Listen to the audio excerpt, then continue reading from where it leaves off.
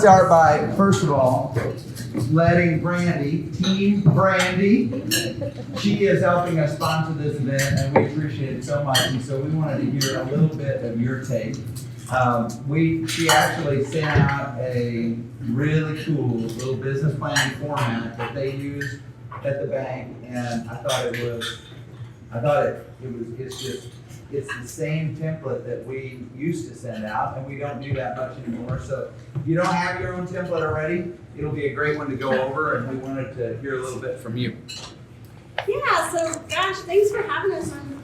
For so many people, I'm excited, a little nervous too. But I'm not local here, so they asked what to talk a little bit about us. So I graduated from Bolivar, grew up in Bolivar, Missouri, moved to Kansas City when I was 19, started my family. I have a son that's 25, a daughter that's 22. I have a stepdaughter and son-in-law and 2 grandbabies. So that's a little bit about me. I'm married to Todd. We've been married about 12 years. He has a little excavating business, which is what got us to the lake, but that is a whole nother story. But I mean, where else would you want to live? Right. Just look at this. This is we're so happy that that we're here. We love it here. It's the best decision we ever made. I've been a mortgage loan officer for about 27 years. In that 27 years, I've done all types of loans. FHA conventional. We do every type of loan that there is. So I didn't want to talk a whole lot about loans. I wanted you to get to know us and my team. And the biggest thing I want you to come away with today is that we want to be the best employees the best free employees on your team, because we are a part of your team, right? Like when you hand that baton to us in this process, we want you to have 100% confidence that you're turning it over to us. We're going to take care of your clients. And what's that mean for you? That you can go out and get your new listing and your new buyer, and you can make money, because that's what you do. You don't make money looking over me and Caitlin to see what we're doing. So speaking of Caitlin, I hired Caitlin Rice. She is a Camdenton local. She graduated from Camdenton. Her maiden name was Bobby. She is married to Walker Rice, and they have 2 beautiful children. Addison is 5, and Veda is 2. When I first met Caitlin, when I sit down with her that night, I was just like, oh, I just loved everything about her. She is going to make your client feel amazing, comfort. They're going to adore her. So it's the best thing I could have done was hire her as my teammate. We also have a designated processor. Our underwriters are actually in our office. A lot of them work from home, but we can visit with them on a daily basis. So anyway, that's kind of a little bit about us. We'll quit talking about that. But in your folder, like Jeff said, is that team building. We do it every year with our area sales manager. He comes in and we sit down and we go over it together. And it really does help me stay on track for what I'm doing daily, weekly, monthly to meet my goals. Because if we don't have goals, then we're just kind of out there flying by the seat of our pants. So if you guys wanted to sit down with us, we're happy to do that. We really enjoy doing that. I know you guys do it in teams as well. And I'll email it to you if you don't have it, because some people don't want to write on it, they just want to type into it. So we can do that. Another thing I wanted to hit on quickly is there's a form that says Printzilla. So this is something with the economy the way it is, that we have a marketing team of 13 people, and they'll actually co-brand anything with you, or we don't have to co-brand it with you. You'll notice that you can use our marketing team as your marketing team. Anything you can think of to come up with besides what's in there, magnets, flyers, we can definitely do that for you. So just think on that and look at that. And if you have any questions, we can set up a time to do a Zoom with our marketing department for you. Okay, so what are my thoughts trending into 2023? So it's been a different year for sure. But kind of what I feel like and what I see, I try to watch every podcast that I can. I don't know if you guys have heard of NBS Highway. Barry Habib is someone I've watched since I've been in the business. He's probably been in the business like 35 years. But he's pretty spot on. And actually, this morning, right before I came here, and I printed some stuff for you, all the nerdy numbers, but the CPI came out. And it was really good. The bond market's going crazy, so hopefully we'll see more improvement in rates. Rates are, they come down and then roughly in the sixes. Our predictions are, I love the symposium because you'll check on me like we check on you guys every year. But I'm predicting what I'm seeing is that we'll see rates come back down in the fives probably by second quarter, which I feel like is going to be really good because it gives that consumer more confidence. Because I feel like what we're seeing is they're nervous, they're scared, the economy's crazy. So I feel like that's going to help. I think we're going to continue to see investment property buyers. We've had a lot of those this year. People buying them to rent them nightly.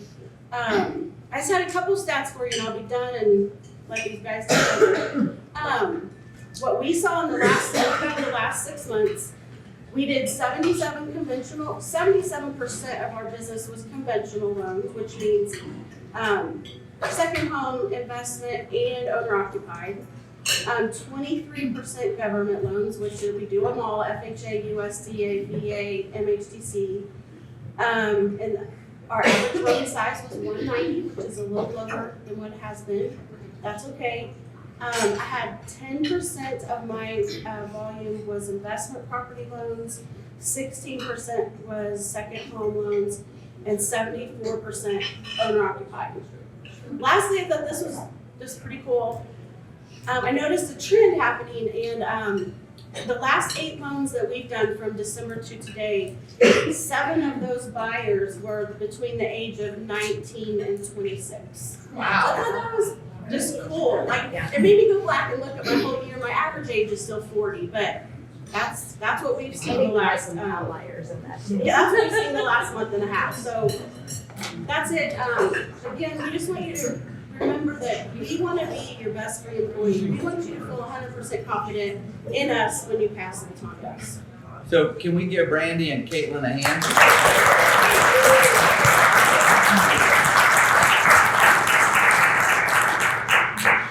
She threw out the first nugget for me that I hadn't thought of, that we will be putting back into our plan. We're talking about our plan on Friday. We haven't had to have a solid team, and I don't mean your team that you're on if you're on a team. I mean our team for quite a while, in my opinion. We floated between lenders, we floated between title companies. It didn't really matter because we were moving and shaking. I can remember when we had our very, and some of you still do, so this is not a blanket statement, but I have noticed that there's been a change. I can remember when we had our go-to people because we had a relationship and we knew how they worked through deals. We knew how they held things together. We knew if we asked them for something, they would jump. And I don't feel like we've had to do that for a while. So maybe that's a good thing to be intentional about. So thank you for that. Absolutely. Thank you guys. Yeah, Thank you. you bet. Thank You want us to give away our? Yeah. Oh my gosh. Yes. Yeah, Sure. okay. That's probably why they're here. Yeah, I think it is. So we have Mortgage Business Realtors. We have some wine it's actually Flat Branch wine and coffee. This was the latest thing to come about, but I'll let Caitlin pick for The coffee first. is really good too. I know everybody likes the wine. It is bourbon. And then we have an awesome panel that we're gonna pick their brains. We want you guys to pick their brains to get all their good ideas that you can take back and use. But in this room, there's brand new agents, and there's 20 and 30-year agents. So you took your time, probably because of the food, but you took your time to be here. So your mission, if you choose it, is to figure out how you're going to change, what you're going to take out of here to implement in your plan. We don't all know. I mean, basically, if you if you look at this, back of this first page, it takes some of all of these in whatever order you want to say. Mindset, vision, change, action. Maybe it's vision first, maybe it's mindset first, I don't know. But it for sure takes the right vision. So nobody loves to do business planning. Nobody loves to talk about business planning. It's not an easy thing to teach, but as Brandy was saying, you shoot for nothing, you're going to hit it every time. And that's not been the case. We probably make a liar out of us the last few years with the way the market is. You didn't necessarily need a business plan. I think those that did probably did better than the rest, but it hasn't necessarily been a necessity. But going into this market, going into the next couple of years, it's going to be really important. You guys know that we've been hammering you guys with it's unbelievable opportunity right now because people are going to be getting out of the market, but this is going to be a pros market. The sky is not falling. Life is not going to end as a realtor, but it is going to get a lot more difficult for those that stick their head in the sand and continue to do what they've done the last couple of years if you haven't been diligent doing the fundamentals and the basics. And that's what business planning is. Like everybody wants this big shiny penny, and maybe it's because I don't know. Real estate has so many similarities for me coming from a football background. Maybe that's why I like it. It's because you don't have to be really smart. You don't. Like it's not real difficult stuff. It's not easy, but it's not complicated. It's the fundamentals. It's the things. I used to have a coach that would tell me all the time, he said, you don't have to be extraordinary. You just have to do ordinary things extraordinarily well. And that is so true with real estate. You don't have to do all these crazy, fancy, shiny penny deals. You just have to pick the things that work and do them better than anybody else. And without a business plan, you just can't. With the rhythms of real estate, you just can't do that.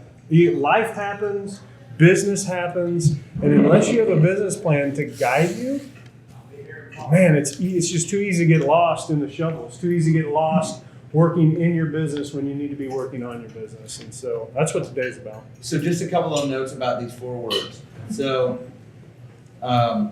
vision to me is just your why.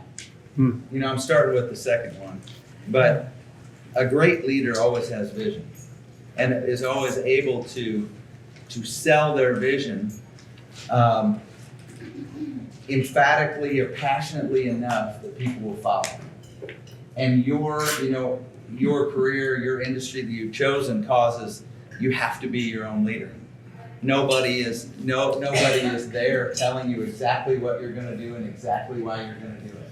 So you have to know your why. You have to believe in your why. To me, that's what vision is. Yep. Mindset. Mindset might be, my old thought about goal planning was, when we started, to me it was always, okay, what's my average transaction price? What does that drill down as far as my average commission I'm going to earn per deal? How many deals do I have to do at that average commission to get to the income that I want to make? How do I prospect to get in front of those leads? How many people do I have to call to generate? And that is all true. That is all true. But there is a massive flaw, in my opinion, in focusing only on the numbers.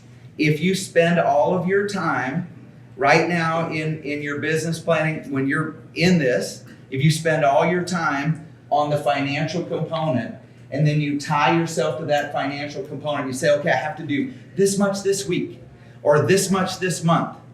In 3 months, you will be really let down because it all doesn't come at the same time in this business.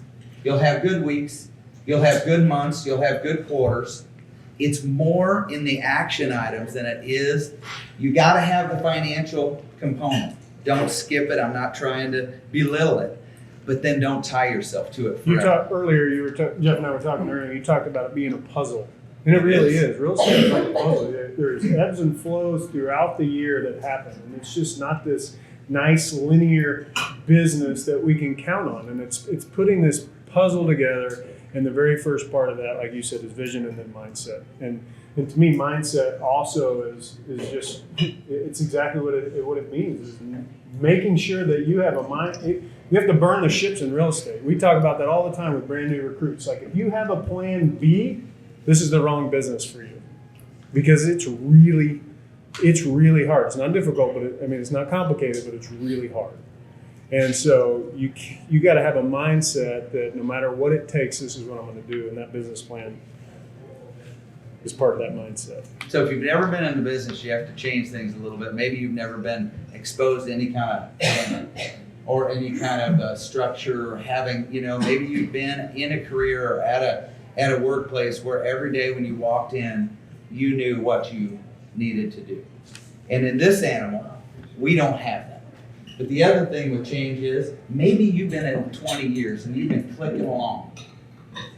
Let's make it easier an example. How about let's say 5 years. Maybe you've been in it 5 years, you've been clicking along, and it's been really good. Well, change is going to be really important because the beauty of this business is you never figure it out. There's going to be lots of opportunity in the next year, but it's going to be different than the last 3, 4, 5 years. So individually, we're all forced to, in some way, embrace that word change and know that it's a puzzle. Don't rely on what you've done in the past. Force yourself to change up. And that's what we're talking about a little bit with business planning too. Yep, absolutely. And that last part with action is just exactly what you were talking about, Brandy, again, is just nailing down the details. You got to be a details person. So many times when we first started doing business plans, you see business plans come in and it have all these goals, but it didn't have the action items. It didn't have the day-to-day. What am I going to come in and do on a day-to-day basis, on a weekly basis, on a monthly basis? And it needs to get real specific. If you don't know why, if you don't know what you're doing, if you don't know who's going to be doing that, because some of the things may not fall on your plate, but who's going to do it, and then when you're going to do it. It needs to have a date to what that action plan is going to happen. And you got to hold yourself accountable, and that's probably the accountability piece is probably the hardest part. Ethan and I were just talking this morning just about how hard it is in real estate to hold ourselves accountable. I'm going to do more video this year. Yeah. I am. In January, I'm going to do like 5. That's great, Jeff. What So are you gonna video? So it's really easy to write that stuff on your plan just like that. You're like, oh, yes, I'm gonna do more. Well, that's not good. That doesn't work because you can squirt out of that really easy. So it needs to be specific. Right? Really specific, literally down to the day-to-day. And we're not going to get into all of that, but I love those months. You got to have a big business plan of what you're going to do for the whole year, but then breaking it down into those monthly segments and then the weekly segments, and then each day figuring out what you're going to do. And not everybody's the same. You've got to figure out what works for you, but on some level, it's got to get real specific. Brandy talked about her predictions, and you guys are ahead of the curve with this. I love trying to figure out what's coming rather than hearing about it, after it's happened. And so we're always trying to listen and watch everything we can. How many tuned into Buffini's bold predictions yesterday? Quite a few. For all of you who didn't, we want to just brush on that a little bit because it was really good. Yeah, there was a lot of really good things. You want to start with his predictions, or you want to start with just what he was talking about? Whatever you. So his predictions, guys, we'll just get to the actual predictions part, and then we'll get to the nuts and bolts. The predictions didn't really change from last time. The sky still is not falling. For 2022, and this is nationwide, we know, is they're estimating down 15%. Price, though, is going to be up 10%, which, by the way, is really close to our market. I just ran our numbers this morning for transactions. Overall transactions are down 19%, but price is up 11% over the year. And that's pretty close. We're a little bit further down on transactions, which isn't a surprise. For 23, they're saying down another 7%, but then price up 1%. And again, that's nationwide. Some markets will be up a little more, some will be down a little more. There's going to be some places that have had great appreciation. They might be down a little more, but the sky is not falling. And then in 2024, transactions are predicting up 10%, and then price up 5%. So we have an unbelievable opportunity to educate our buyers and sellers, because that is not what they're hearing. And there is everybody that we are listening to, and we are not sticking our head in the sand. We love to listen to podcasts. We want to hear from the people. I don't want to pay attention to somebody who's shooting, who's Joe Blow, who's walking down the street talking about how the sky is falling. If the sky is falling, I want to hear it from somebody like Brian Buffini or Yun, or somebody who actually knows the numbers and why. And what's interesting is one of the biggest things to me, one of the biggest takeaways there was a bunch of good takeaways from the Buffini. So if you didn't watch it, please do. But you talked on it. It was really interesting. You said your last 7 or 8 transactions were buyers from 19 to 26, which is that's actually Gen Z. That's not even millennials. That's crazy, because the millennials that's what everybody's talking about. The millennials are aged 26 to 41 right now, and we know there's 72 million of those.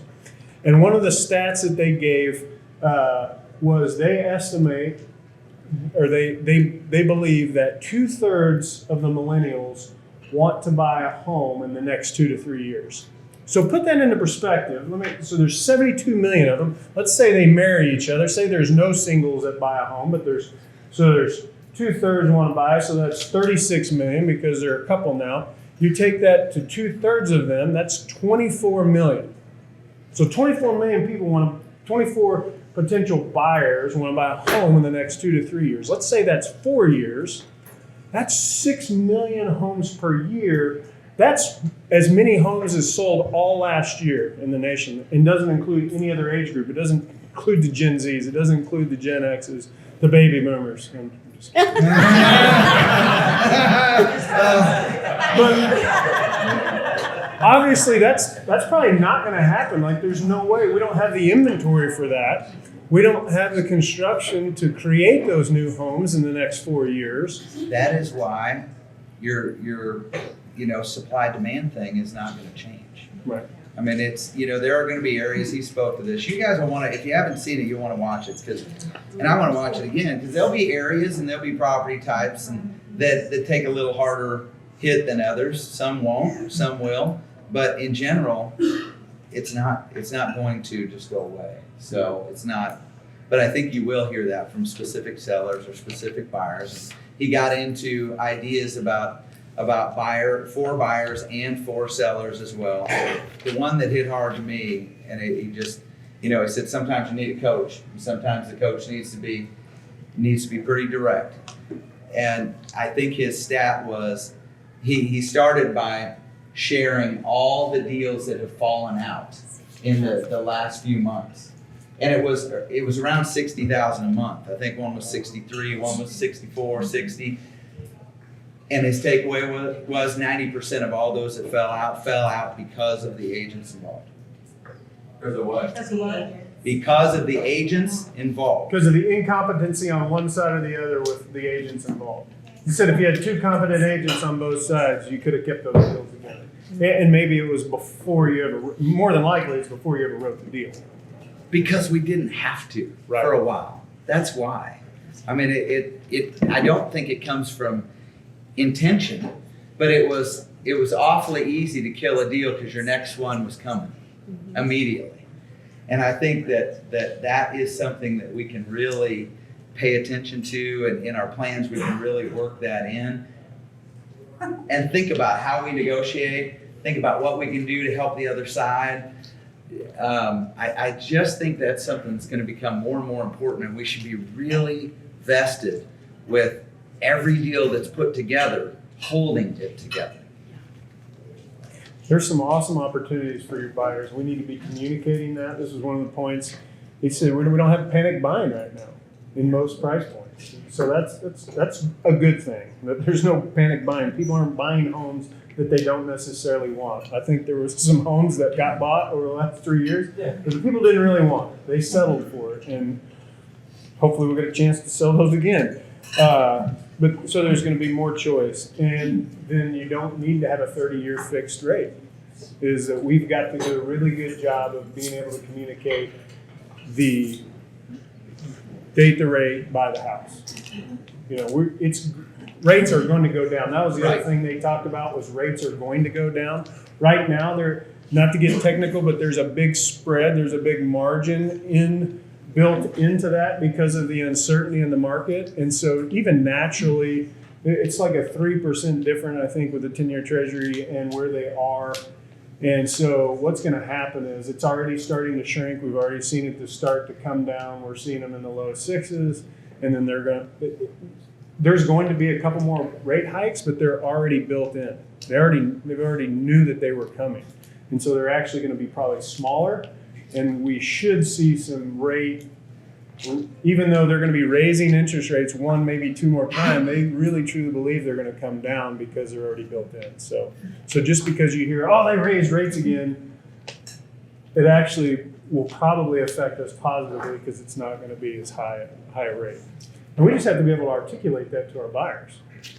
So I thought that was really cool. Really cool graph for sellers. Did you see that? The sellers that, oh, I missed the market. Or, well, in June, my home was worth $500, and now it's not worth that.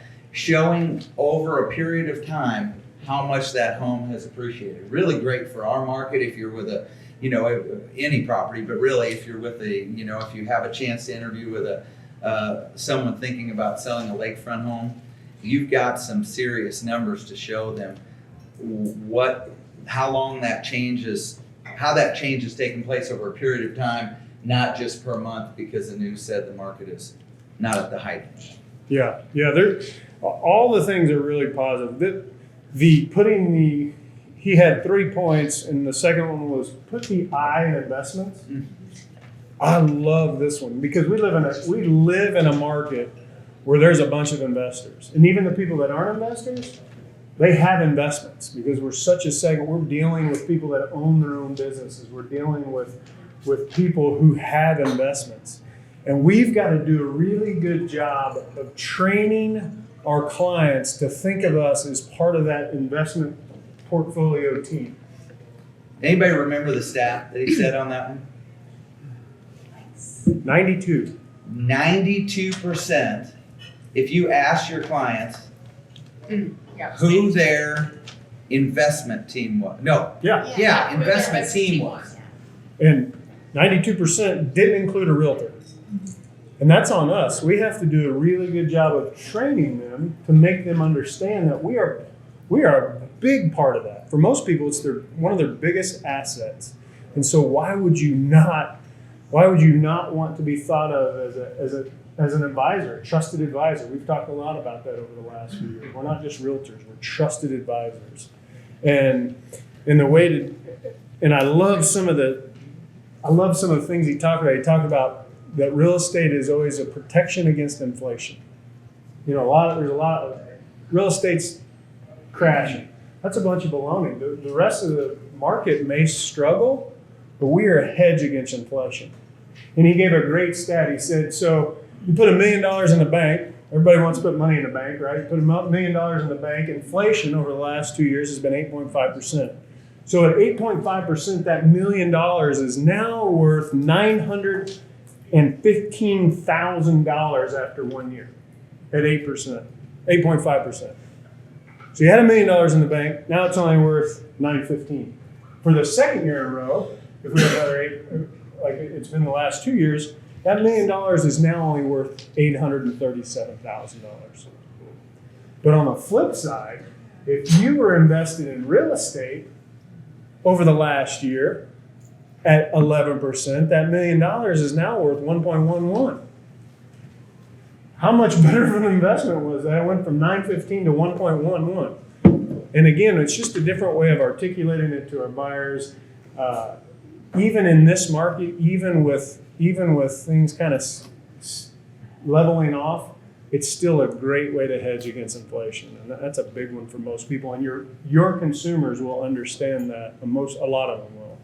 And part of the challenge is you hear this kind of stuff, and you just, you back to the mindset thing. You're building a business plan. What do you grab out of there, and then what do you do with it? That's actually going to make a difference for your business, for the way that people perceive you, for just the little bits you can take out as far as the way you communicate or the way the way you handle a conversation when you get an opportunity to visit with a potential seller. I mean, so much good comes from just listening, but the great comes from the ability to capture something that relates to you and then get it to your plan so you can actually use it as an action item. Yep, that's really good. So we just wanted to touch on that kind of stuff. Yeah. You got anything else with No, that? that's good. We better get to our We better get to it. panel. Which So- is why you guys really care. So we have some rock stars. We have a lot. 10 years. 8. 8 years. Okay. So Well, you no, got I've been here 8, so probably 10 or 12. 10 or 12. Yeah. So you got a pretty good slice. So we've got some questions for these guys, and then if there are other questions afterwards, we're open. Yeah, we would love to hear from you guys if you have specific questions. Can you guys hear? Everybody hear okay?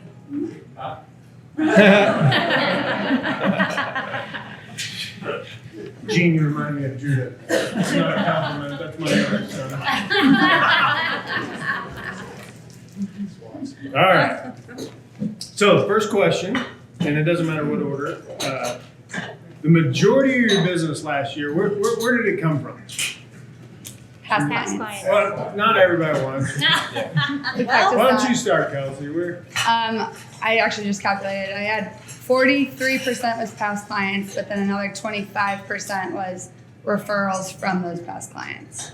So just under like 70% was past client business.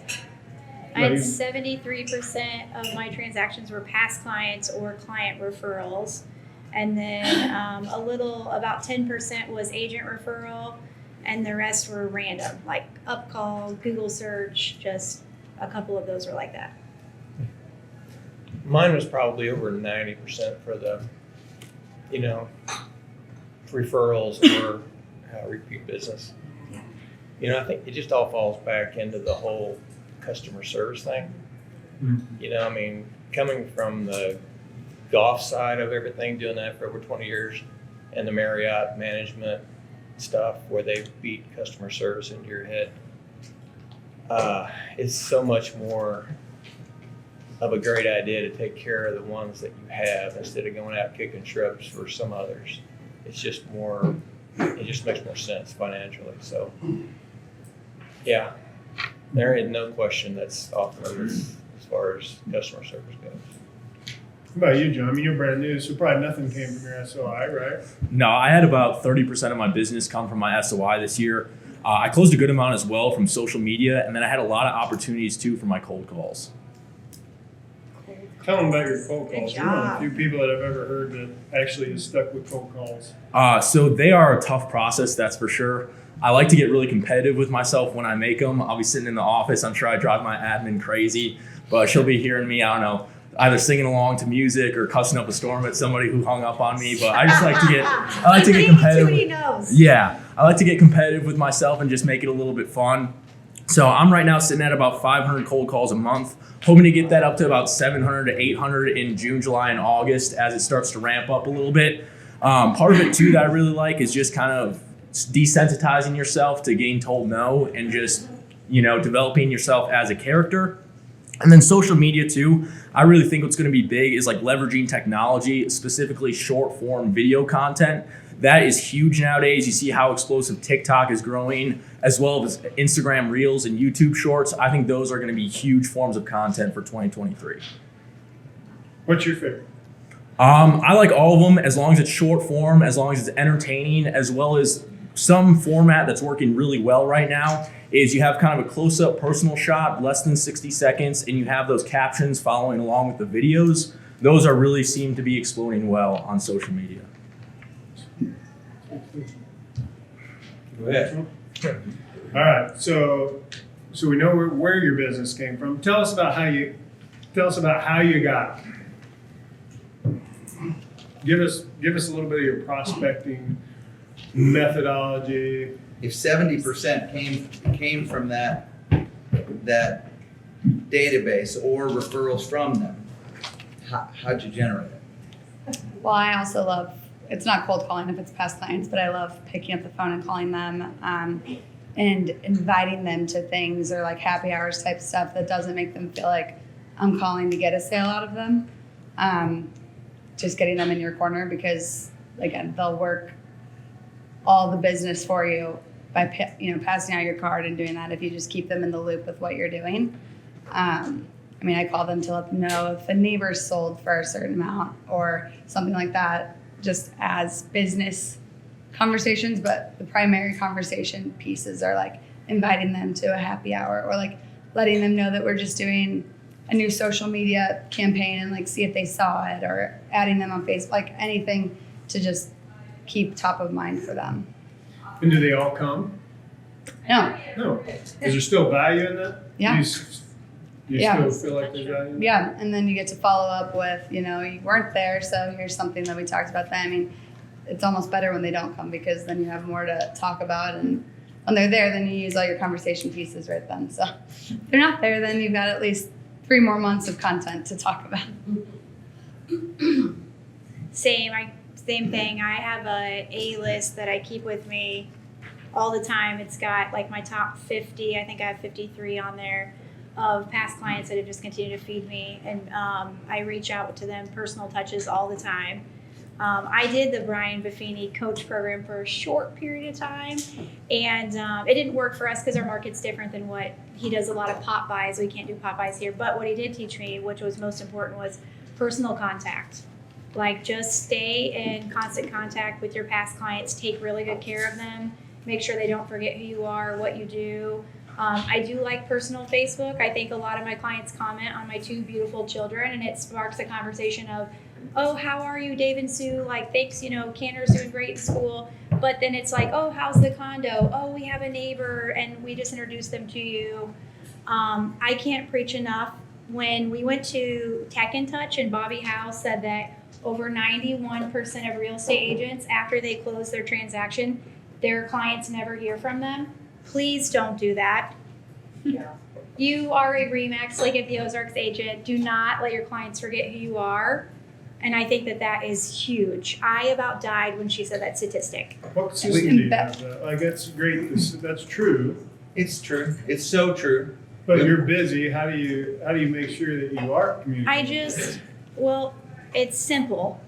Yeah, I keep the list in front of me, and I constantly know, okay. And obviously that group it started with like 10, and then I had 30, and now I'm at like 50. I probably could have 80 or 90 on there, but I'm really careful with who I put on there. Like, who really is taking care of me, who's really feeding me, who is interacting with me when I contact them. Like, I used to send people personal little notes that said they're like a little thank you note. I would never hear back from them. And they never sent me a client, and they didn't use me again. I don't know if they bought anything else or not, or sold anything else, but still, I was like, okay, I'll still talk to them, maybe put them on a drip, which I'm not crazy about drips, but they weren't on that personal A-list. And that A-list I feed. I make sure they come to all of our SOI parties. I make sure that they know about all the grant stuff that's going on. I make sure they know about what's going on in my personal life. I take really good care of my bread and butter, as I call it. And it's not hard to do. You just know, okay, when did I last talk to these people? How did I do it? Did I do it via Facebook? Did I do it via an email, a text message, a phone call? Because I don't like to pick up the phone and just call people. I mean, it It takes hits. a lot of time.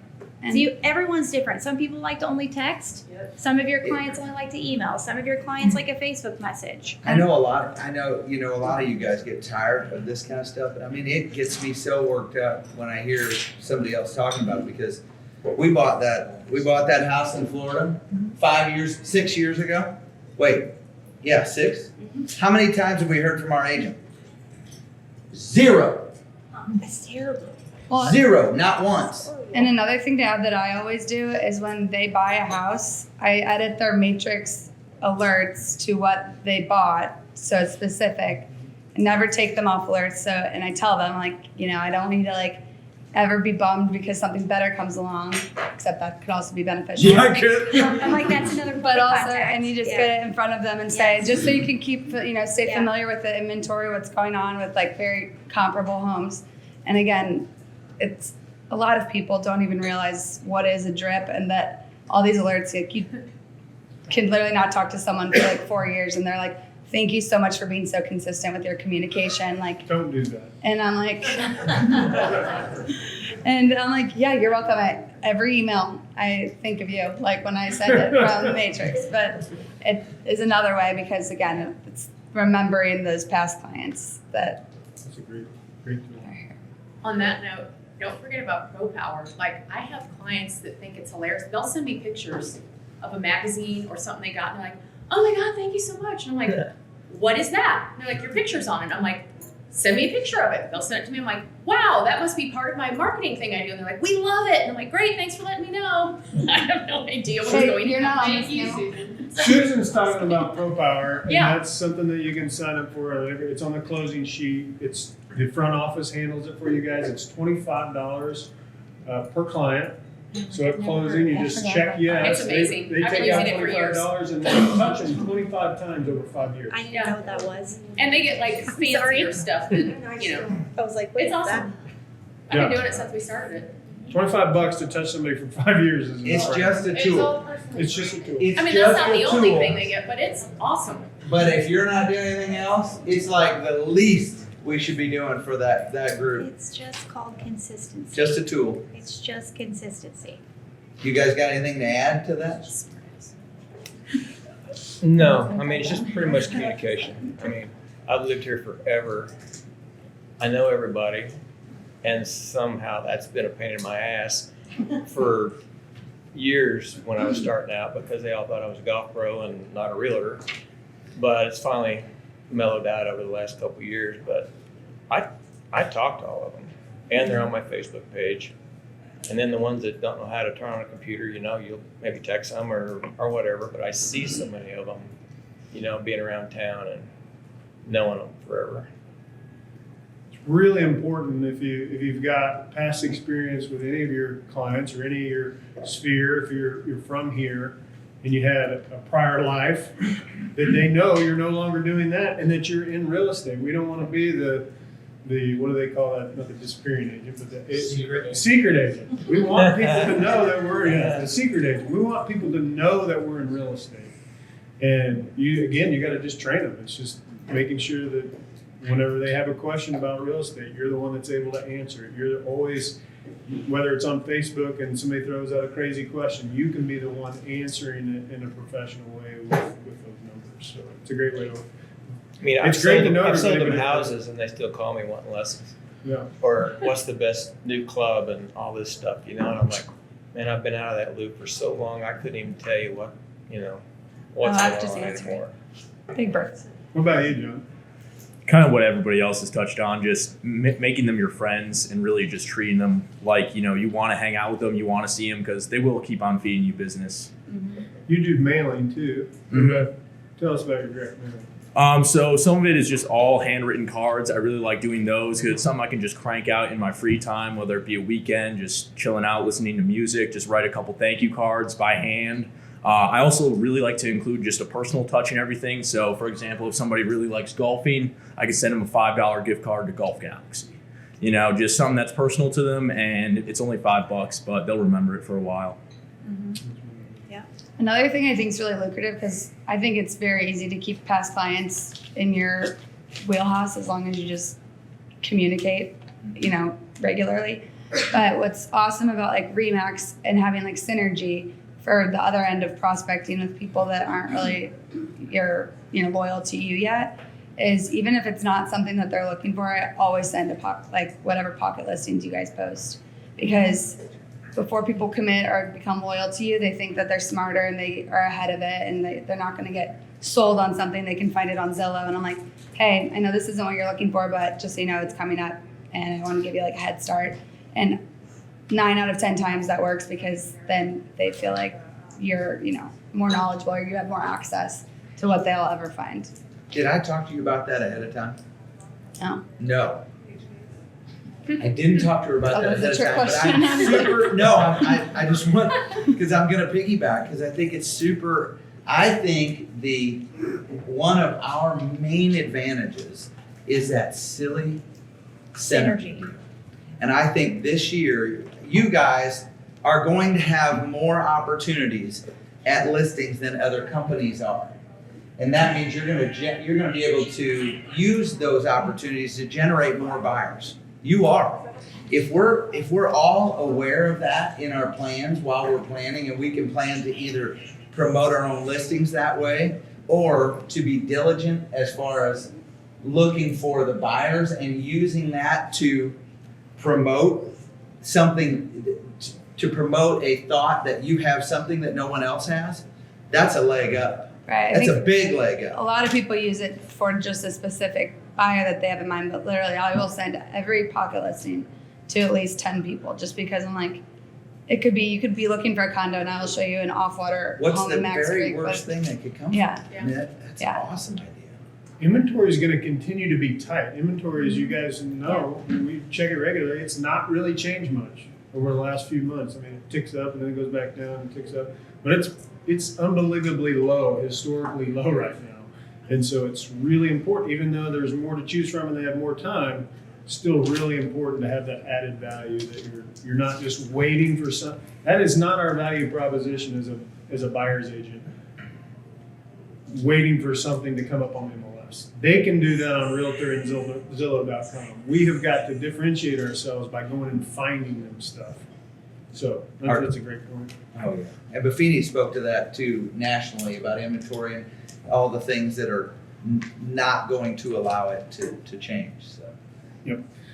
So tell us a little bit just about your daily activities. John, you want to start one? Tell us about what do you do on a day-to-day basis? Because at the end of the day, that's really what it comes down to is what are we doing daily? Yeah, so one thing that I think is really important, well, two factors actually, all revolving around your health, is sleeping and working out. I sleep a solid 8 hours every night. I try to sleep 9 hours. And then I work out every single day too. I haven't missed a day in over 80 days from working out. And then motivation in the morning too is I like to look to see in the past week every Monday to see how much has sold here at the lake and then calculate the commission on that. So like right now it's pretty easy. I feel like it's winter season. Everybody thinks it's super slow or whatever. But you could have made $650,000 just this past week if you sold every property out there. That's awesome. Yeah. So like before I hop on the cold calls or something, I'll be like, all right, dummy, get out of your head. Stop being, a little pansy, and you could have made $650,000 this week. So I like to do that. And then prospecting, that kind of goes down to like a week by week basis. So 2 weeks out of the month, I like to make my cold calls. And then another 2 weeks, I like to focus on social media as well as direct mail. So I kind of break it down week by week, but I always have like a 3-hour stretch in that day, depending on the week, to do those activities. Anybody watch his videos on Friday? You cannot not smile when you watch his videos every week. Yes, And Feel Good Friday. I think what you just spoke to is attitude, and it's infectious. How do you sleep 8 hours a night? He's 20 years old. Most 20-year-olds I know, He my doesn't college have kids sleep for like children to worry 14. about at night. He doesn't have Oh, children yet. the only problem right now, I gotta get up to pee like twice. Kind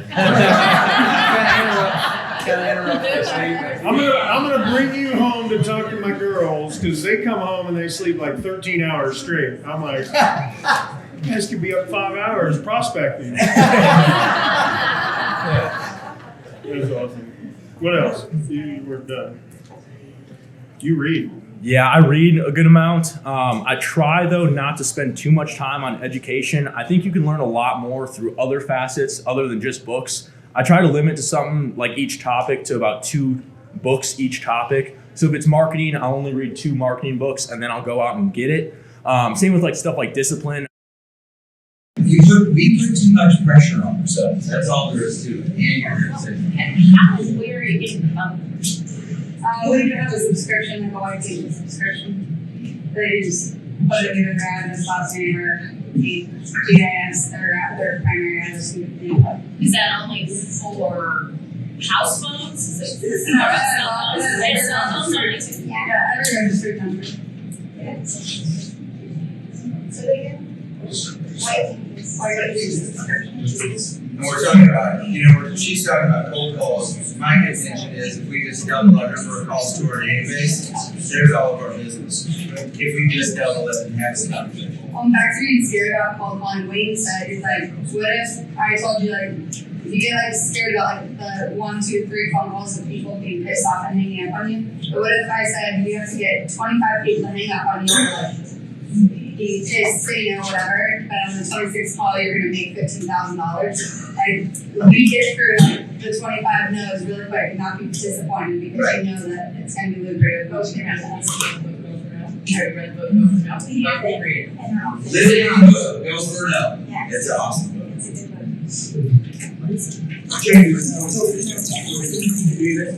So yeah, I actually just went, I'm gonna admit this, I just went on a really good listing appointment and I lost. And I was pissed, obviously, and wanted to know what I could have done better, why did I lose? Cause I got in the car, felt great, not to sound cocky or anything, but I was like, I think I got it. Like that went really well.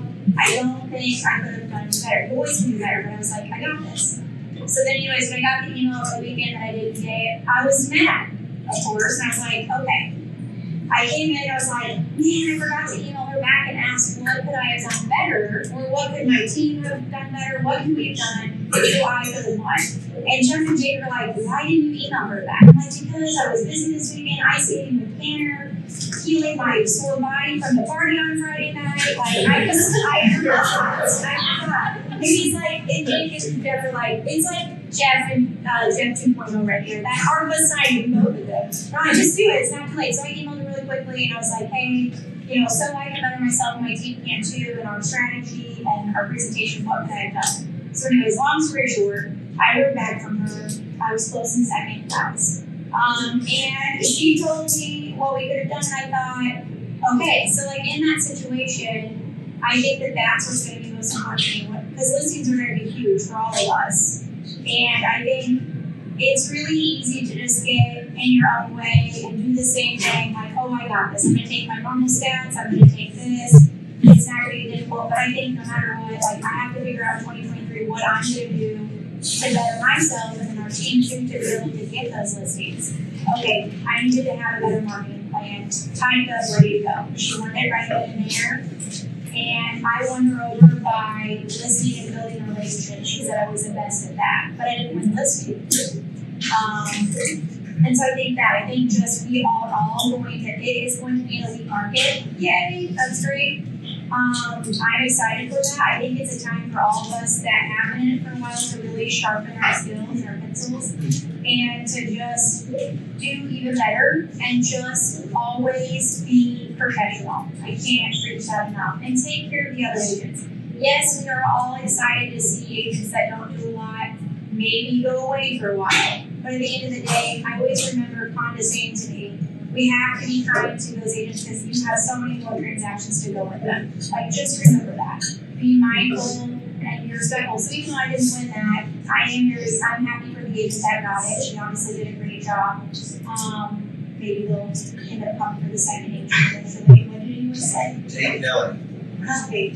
oldest child, second wife, and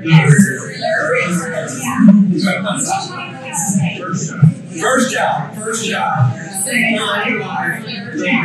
Okay, see, I know it's on the Hey, but Megan brings up an awesome point. Like, you're not going to get nearly as many of that, and so you better be really good.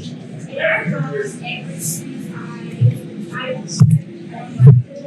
like to do this because everyone's different. In the moment, everyone's different. You know right away when you're feeding off of someone. It's like you know where it's going, kind of what the questions they're going to ask. Is it going to be hard? Is it going to be easy? So you can try to be as prepared as possible, no matter what. But I feel like every single listing that we go to, or every buyer transaction or experience, we have to take away something. What could I have done better? Well, I 100% agree. Especially if your agency, you can't make your practice online.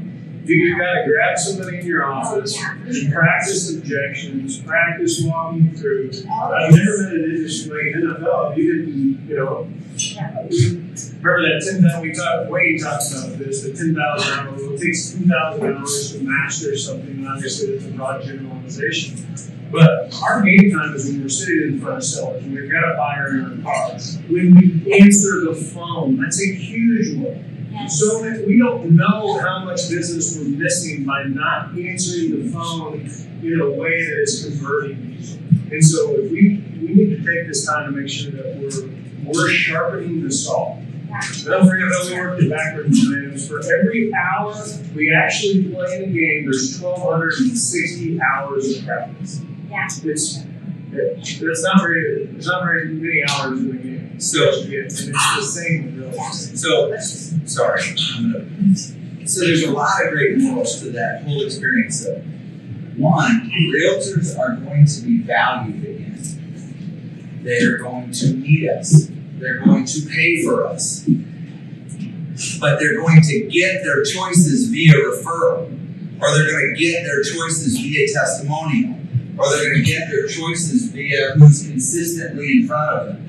And that's who's going to get to go. Who's not going to get to go, or we're the only ones at the opportunity for the listing. So we're going to have to interview every time. Like we said, that's This what was came that was an up call, and she said, I called because of your Ukraine's presence at the lake, and she said, but I already have 2 other agents scheduled for 1 o'clock and a 3 o'clock, and I said, oh, well, it's 10, can I be there at 11? I mean, so it was By the way, fast. they weren't just, most of them weren't remax agents, right? Actually, we're not, Right. sorry. But I mean, that thing, that example though, I've had a half dozen of them within the company in the last couple weeks, and I've shared a couple of them, but every one of them were interviewing. And every one of them had a reason that they got a hold of that agent. It was either a referral or it was whatever, but that wasn't they didn't make their decision based on the reason. They interviewed collectively and then they made a decision. And I think that the moral of that story is that's part of that. You wanted to say something. Yeah, I wanted to expand on 2 things. One, don't assume that phone calls are spam. I've seen a lot of that happen. And then just expanding it, I made 10 calls to 10 outside of our brokerage agents yesterday. 6 of them had full voicemails. 3 of them didn't answer. 1 answered. So clear your voicemails, answer your phones. So she's using my example that I told you guys. She's outing me on the first thing. We were standing in my house, and the phone was ringing, and I was talking to Mel, and I said, "Who is that?" And the name on there was in full caps, and it was last name, first name, scrolling through my screen, and I said, "I think it's spam." And she goes, "Answer it." And I said, "Hello." And it was a potential seller that referred me to somebody else, and I don't know why it came through like that. But Because iPhones do that now. well, I mean, there you go. You can put them in your phone. But dumb me, I was trying to make up a reason not to answer the phone. Well, now It was a $700,000 lead. Yeah, you had to go through it. I did. See, we're Coach Bill. You don't answer that. I told you. So, go One ahead. other change.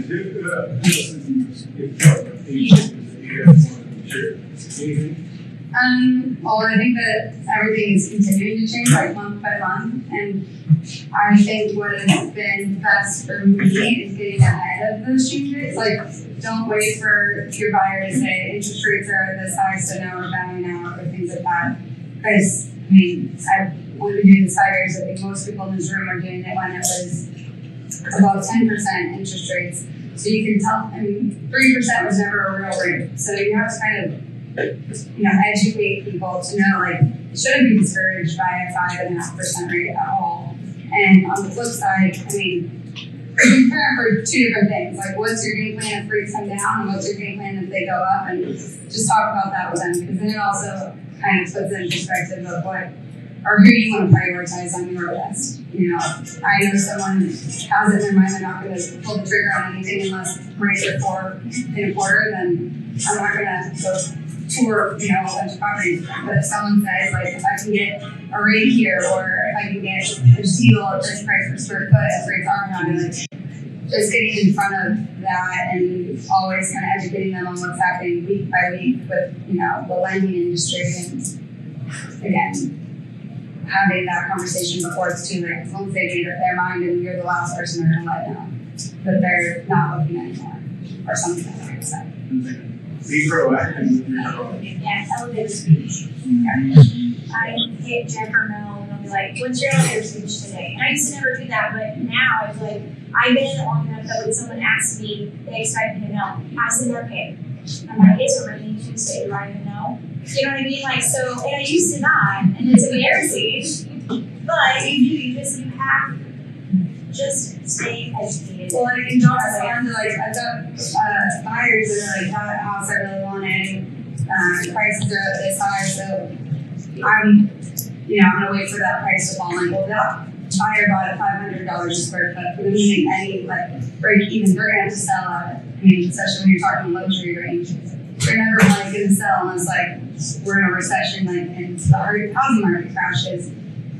That's probably never gonna be for sale for under $2 million. So I don't think that prices are ever gonna go back to what they are. And obviously you can say it delicately or, be sensitive to that, but I feel like a lot of people just say yes or they want to be agreeable to their client, and that never is doing them a favor, because then they have these unrealistic expectations of what they can possibly do in the future.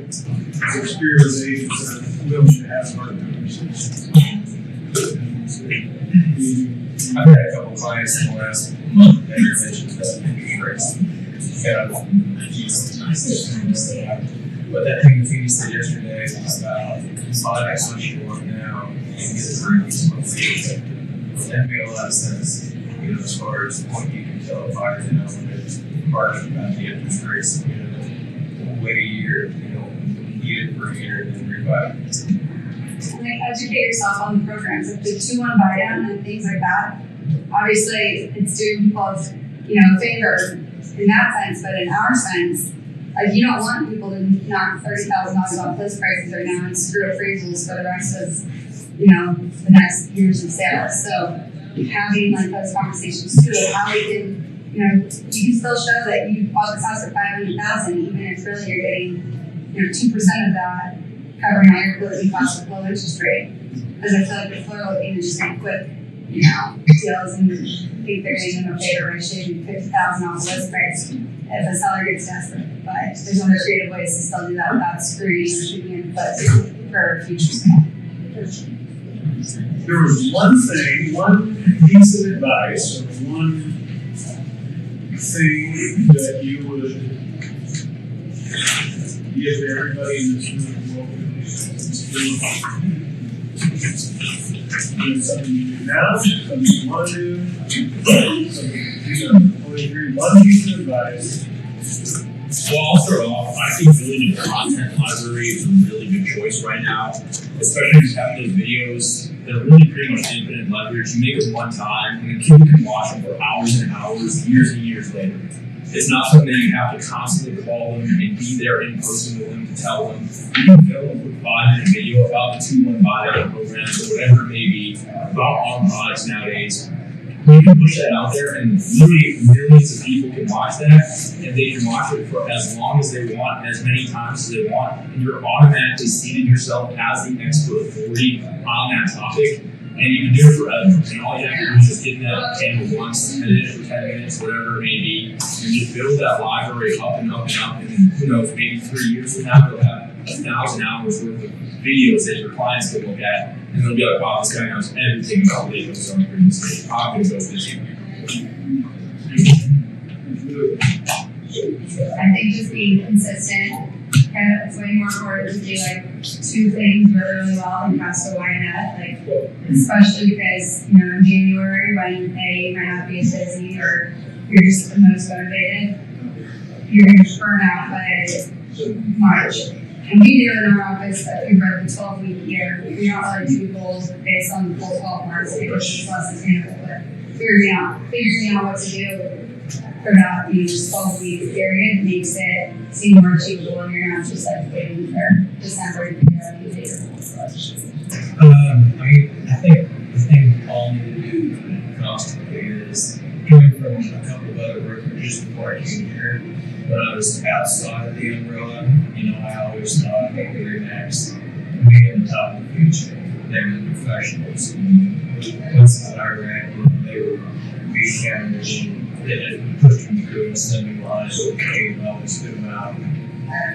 Anytime I had to deal with a RE/MAX agent, I almost went in a little bit, felt like I could, because, he had no way in the house. And, when I came in Remax, that's one of the reasons I did it, because I wanted to get the I wanted to know what the hell's going on.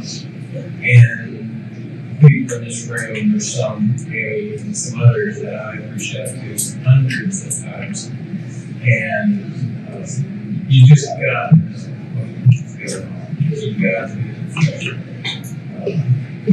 deal with a lot of agents that don't leadership.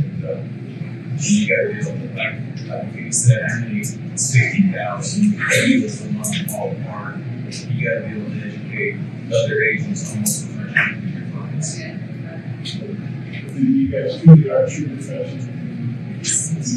Don't be afraid to sit here and do your body, you do. Okay. You put a heat up and you your primary,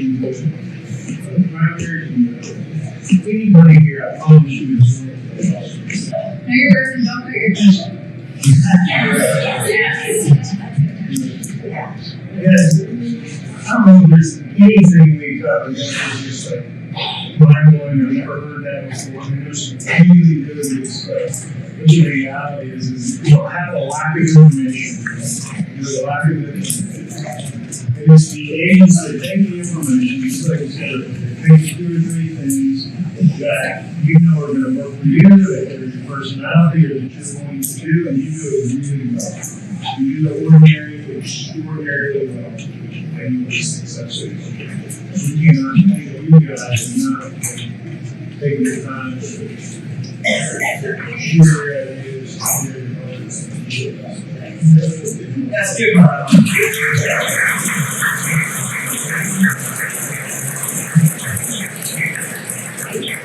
We also want to thank Bruce and Judy for this. Man, what an awesome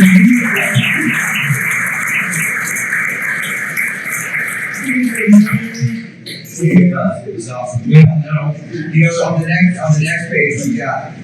These guys gave you lots of ideas. But use your leverage, use your system, profile, and then you put it on.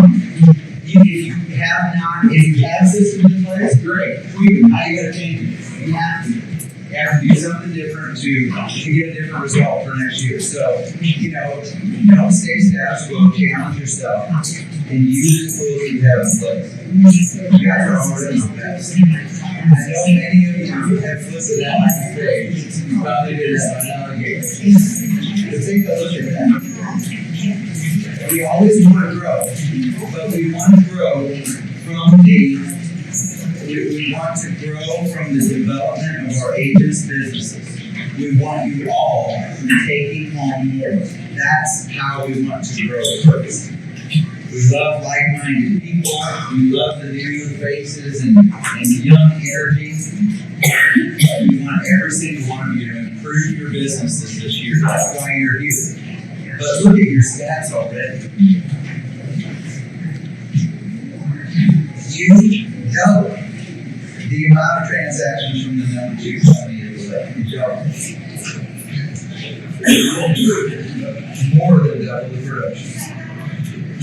That in itself, in a year where anybody could do, the last couple of years, it didn't take much. You could stumble into it. You got your share of the business. You double. So there's a lot of value in just the stats that you already have and the ability to use those stats. You guys are the best we've done already. We just want to do something somehow along the way to help you get that much better. So we appreciate you. We want you to reach out if you have questions when you build your plan. But we sure appreciate your willingness to come and sit and do this kind of stuff. Thank you guys. Thank you.